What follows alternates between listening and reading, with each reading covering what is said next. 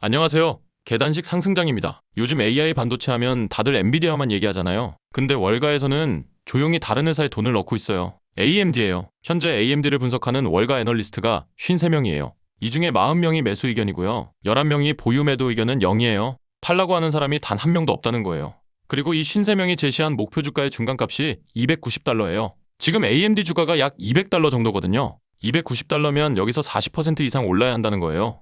가장 높게 본 애널리스트는 380달러까지 제시했어요. 에버코어 ISI라는 곳인데 2월 25일에 나온 최신 리포트예요. 근데 이게 그냥 막연한 기대감이 아니에요. 월가가 AMD에 돈을 넣는 데는 아주 구체적인 이유가 있거든요. 하나씩 따져볼게요. 먼저 AMD가 뭘 하는 회사인지부터 알아야 돼요. AMD는 미국의 반도체 설계 회사예요. 직접 칩을 만들지는 않고 설계만 해요. 설계한 걸 대만의 TSMC에 맡겨서 생산하는 거예요. 이런 회사를 팹리스라고 해요. AMD가 만드는 건 크게 세 가지예요. 하나는 컴퓨터에 들어가는 CPU, 라이젠이라는 브랜드예요. 또 하나는 서버에 들어가는 CPU, 에픽이라는 브랜드예요. 그리고 마지막이 AI 연산에 쓰는 GPU, 인스팅트라는 브랜드예요. 이 세 가지 중에서 지금 월가가 가장 주목하는 건 세 번째, AI GPU예요. 왜냐면 AI 시장이 지금 말도 안 되는 속도로 커지고 있거든요. AI 칩 시장 규모가 2028년까지 5천억 달러, 하나로 약 725조 원까지 성장할 거라는 전망이 나와요. 근데 지금 이 시장의 86%를 엔비디아가 차지하고 있어요. 86%예요.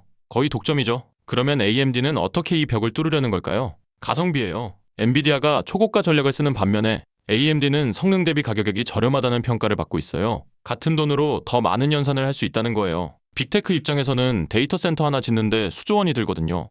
거기에 들어가는 칩을 조금이라도 싸게 살 수 있으면 엄청난 비용 절감이 되는 거예요. 실제로 이 전략이 먹히고 있어요. 마이크로소프트가 AMD GPU를 대량으로 사들이고 있고요. 메타도 AMD 칩을 쓰고 있어요. 그리고 올해 가장 큰 뉴스가 나왔는데요. 오픈AI가 AMD GPU로 6기가와트 규모의 데이터 센터를 짓겠다고 발표했어요. 오픈AI면 챗 GPT 만든 그 회사잖아요. 그 회사가 엔비디아가 아니라 AMD를 선택한 거예요. 이건 시장에 엄청난 시그널이었어요. 여기서 더 중요한 게 있어요. 올해 1월에 열린 CES 2026에서 리사수 AMD CEO가 신형 칩을 직접 공개했거든요. 이름이 인스팅트 MI455X예요. 이 칩이 뭐가 대단하냐면요. 이전 세대인 MI355X 대비 특정 모델에서 연산 성능이 10배 향상됐어요. 10배요. 2배도 아니고 10배예요. 트랜지스터 수가 3200억 개이고 HBM4 메모리를 432GB나 탑재했어요. TSMC의 2나노, 3나노 공정으로 만든 칩렛 12개를 합친 거예요. 그리고 AMD는 이 칩 하나만 내놓은 게 아니에요. 헬리오스라는 렉 시스템도 같이 공개했어요. 이게 뭐냐면 GPU 72개를 하나의 렉에 몰아놓고 이걸 하나의 거대한 컴퓨터처럼 쓸 수 있게 만든 거예요.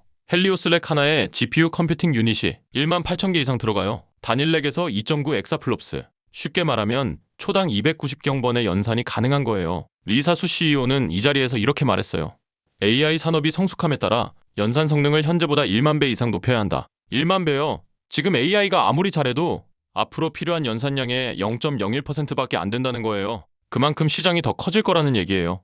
그리고 이 발표 자리에 깜짝 손님이 나왔어요. 그렉 브롱먼 오픈 AI 사장이 직접 등장한 거예요.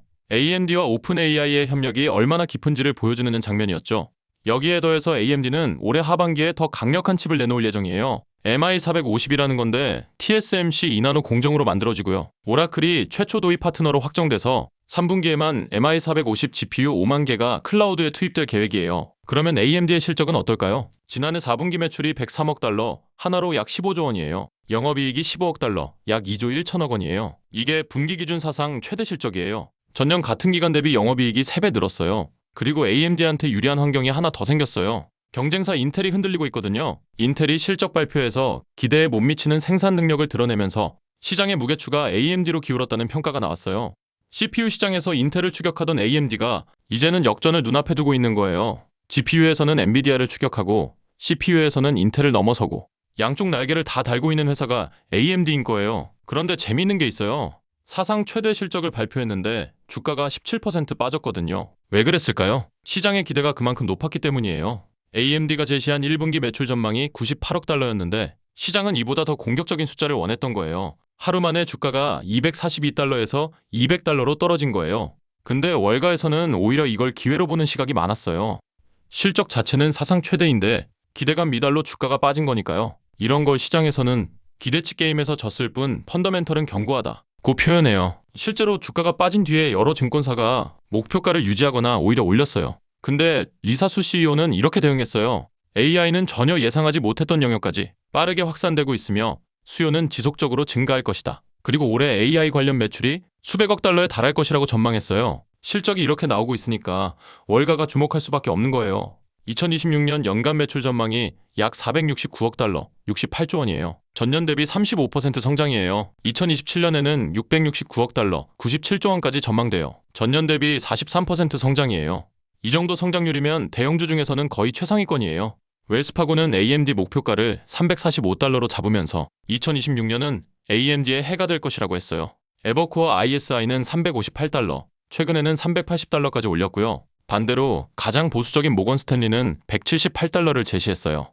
모건 스탠리가 왜 낮게 봤냐면 엔비디아의 시장 지배력이 너무 강해서 AMD가 빼앗을 수 있는 파이가 제한적이라는 논리예요. 여기서 AMD의 약점도 짚어봐야 돼요. 첫 번째는 소프트웨어 생태계예요. 엔비디아에는 CUDA라는 소프트웨어 플랫폼이 있어요. 전 세계 AI 개발자들이 거의 다 CUDA를 쓰거든요. AMD도 ROCm이라는 대항마를 내놨는데 다운로드 수가 전년 대비 10배 늘긴 했어요. 하지만 아직 CUDA의 생태계를 따라잡기에는 갈 길이 멀어요. 개발자들이 익숙한 걸 바꾸는 건 정말 어려운 일이거든요. 두 번째는 게이밍 부문의 약세예요. AMD는 원래 게임용 그래픽카드로 유명한 회사였는데요. 지금은 서버용 AI 칩에 올인하면서 게이밍 GPU 우선순위가 뒤로 밀렸어요. CES 2026에서도 일반 소비자용 그래픽카드 신제품은 하나도 안 나왔어요. 올해 게이밍 매출이 전년 대비 상당폭 줄어들 거라는 전망이 나오고 있어요. 콘솔 시장 사이클 성숙, 차세대 엑스박스 출시 지연 같은 요인들이 겹치면서요. 세 번째는 지정학적 리스크예요. 미중 무역 갈등이 심화되면 반도체 수출 규제가 더 강화될 수 있어요. AMD의 중국 매출 비중이 적지 않거든요. 규제가 강화되면 실적에 직접적인 타격이 올 수 있어요. 그런데 이런 리스크에도 불구하고 AMD가 주목받는 이유가 있어요. 독점은 건강하지 않거든요. 지금 AI 칩 시장에서 엔비디아가 86%를 차지하고 있다고 했잖아요. 마이크로소프트, 구글, 아마존, 메타 같은 빅테크 입장에서 생각해보세요. 칩 공급을 한 회사에만 의존하면 가격 협상력이 없어져요. 엔비디아가 가격을 올려도 울며 겨자 먹기로 사야 하는 구조인 거예요. 그래서 빅테크들이 의도적으로 AMD를 키우고 있는 거예요. 경쟁 구도를 만들어야 자기들한테 유리하니까요. 오픈 AI가 AMD를 선택한 것도 순수하게 성능 때문만은 아니에요. 엔비디아에 대한 의존도를 줄이려는 전략적 판단이 깔려 있는 거예요. 그리고 AMD는 최근에 아주 큰 인수를 했어요. GT 시스템즈라는 회사를 약 50억 달러에 인수한 거예요. 이 인수가 뭘 바꿨냐면요. 원래 AMD는 칩만 설계하는 회사였어요. 근데 GT 시스템즈를 인수하면서 서버 설계부터 납품까지 한 번에 할 수 있게 된 거예요. 칩만 파는 게 아니라 AI 데이터 센터를 통째로 구축해주는 풀스택 솔루션 기업이 된 거예요.